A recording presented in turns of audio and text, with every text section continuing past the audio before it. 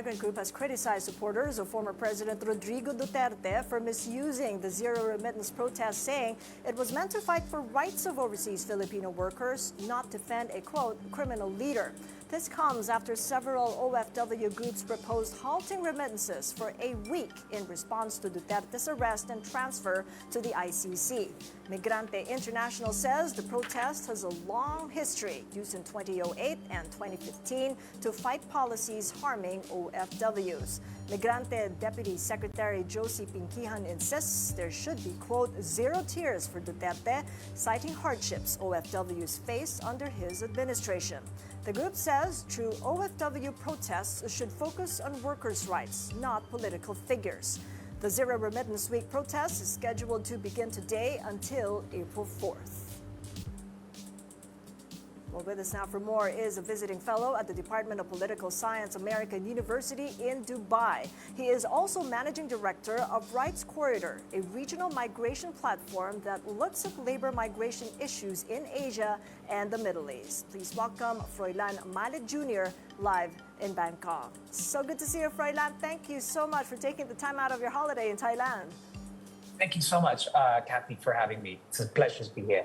So what are you hearing from our overseas Filipinos living and working in the Middle East? What do they think about Zero Remittance Week?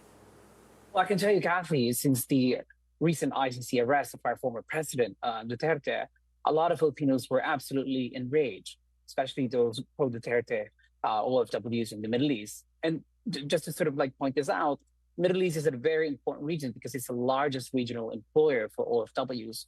Roughly 2 to 3 million OFWs here.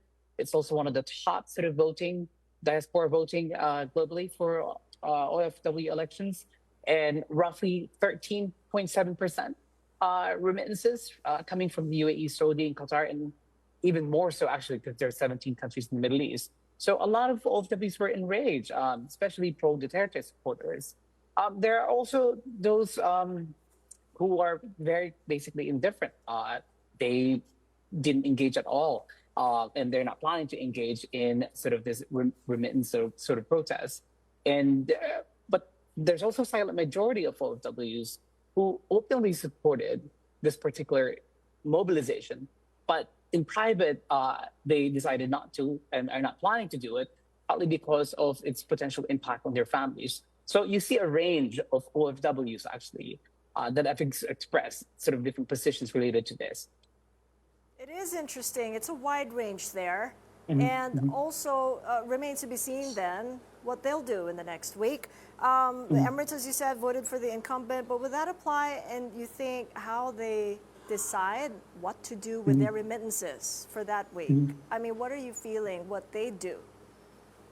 Well, a lot of the Filipinos that I've interviewed so far basically express this idea that, well, we'll support, so at least in principle, right, that we won't send money, but in reality we won't, because they won't be able to sort of tolerate sort of the impact of that on their families.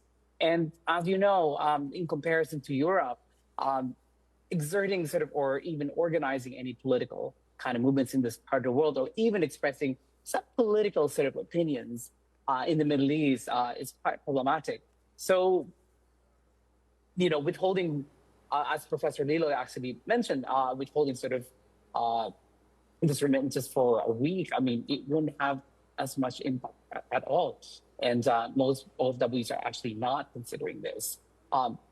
So that's sort of like what I've gathered so far based on my interviews. Right. Could you give us a bit of insight on when and how frequently our overseas Filipinos in the Middle East remit money home? Do they do so twice a month, end of the month, their days off, like in Hong Kong? Right. So, you know, unlike those OFWs in the US or in Europe, most OFWs here receive their salaries on a monthly basis towards the end of the month and up to the 14th or 15th of every single month. And there's also a lot of challenges here for OFWs, partly because a lot of OFWs face a lot of, you know, wage delays or even salary deductions from employers. So they are already in a precarious position. So for me, when I see this sort of zero remittance week, I mean, it's highly unlikely that a lot of OFWs will participate, given sort of the economic precarity that they're already facing, specifically low-skilled OFWs like domestic workers, construction, and other service-related workers. So I think in principle, they will support our former president, but I think in reality, in private, they will highly likely not do it. That's very interesting analysis you give right on the ground there in the Middle East. Thank you so much, Froy. Appreciate it. Froilan So Malit Jr. joining us live from Bangkok.